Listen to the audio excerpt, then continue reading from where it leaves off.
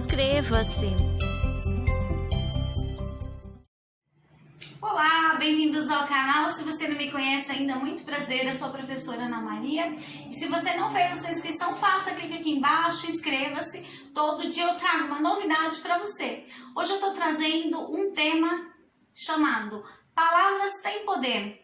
É meio um jargão, meio batido, mas hoje eu trouxe uma proposta diferente da língua portuguesa. Ao invés de fazer uma análise se a palavra é um substantivo, se ele é um adjetivo, se é um verbo, advérbio, etc., eu estou fazendo algumas substituições para talvez melhorar a nossa comunicação no dia a dia. Fica comigo que você vai gostar dessa reflexão.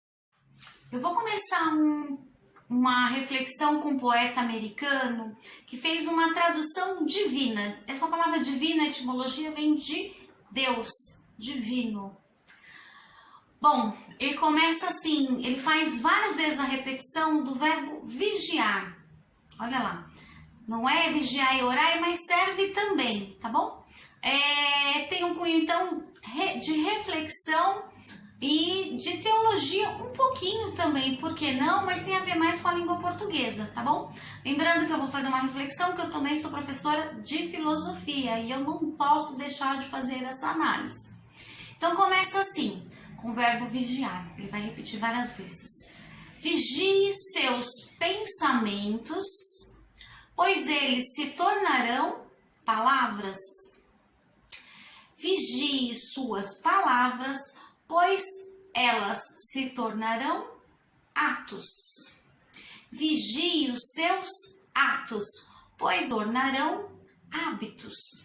Vigie os seus hábitos, pois eles se tornarão o seu caráter. Vigie o seu caráter, pois ele se tornará o seu destino. Olha só que reflexão. Então, uma coisa que vai encadeando a outra e a outra. Então, a primeira premissa, a segunda, a terceira, todos com o verbo vigiar. Então, a gente tem que vigiar nossas palavras, nossos atos, nossos pensamentos, nossos hábitos, e trazendo essa reflexão, porque isso pode dar consequências para o nosso destino e para o trem, todos aqueles que nos cercam. Então vamos cuidar dos nossos hábitos e às vezes fazer algumas substituições das palavras, ou seja, algumas palavras que são melhores colocadas. Eu trouxe aqui agora, falando em hábito, que eu gosto, uma frase que veio lá do filósofo chamado Aristóteles, que era discípulo de Platão. Ele diz assim, Aristóteles dizia, abre aspas, você é aquilo que você faz continuamente. Excelência não é uma eventualidade, é um hábito.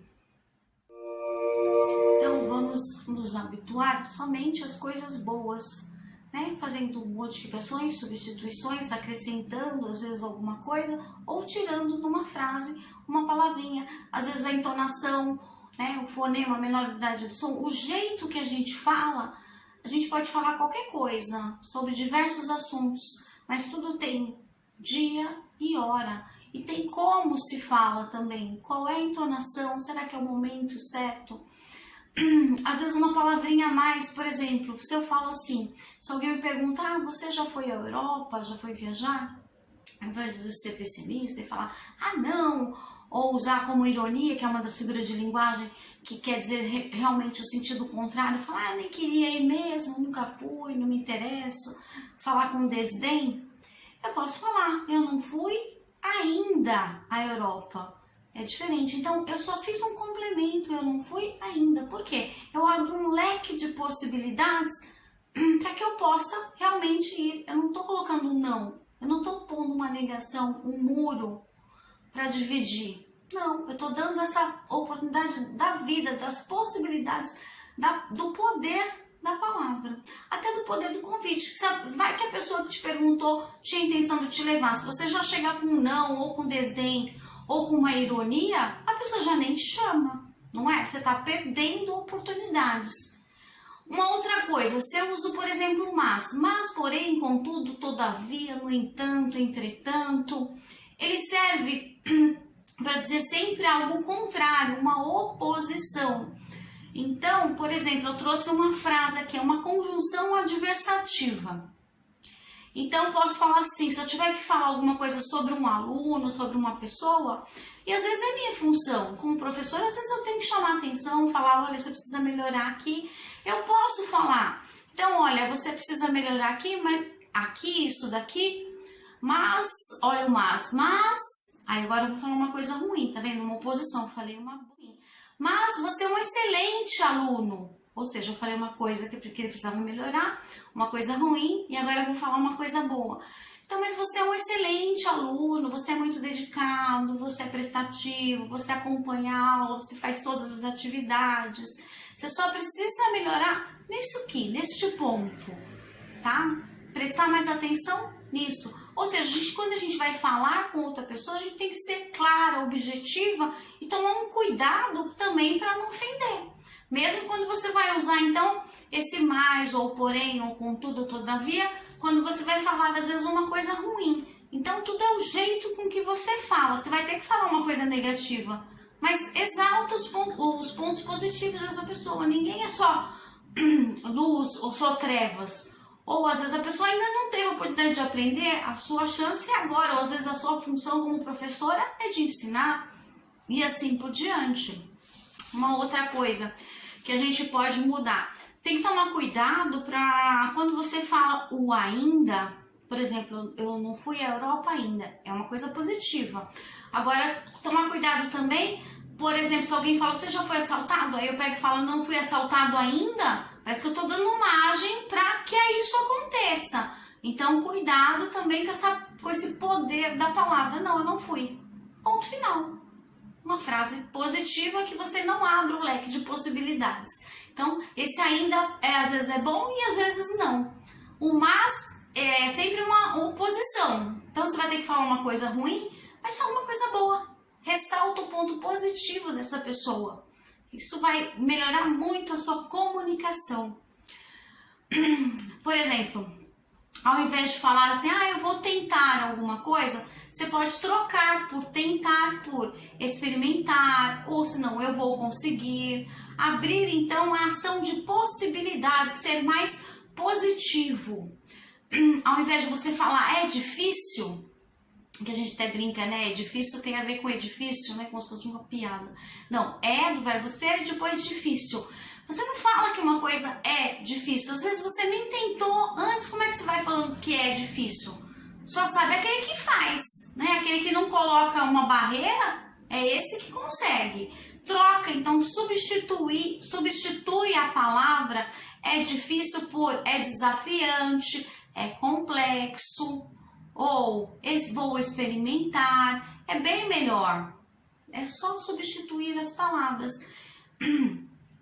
Tem coisa também que distancia de uma pessoa a outra, ou aqueles leques de possibilidades.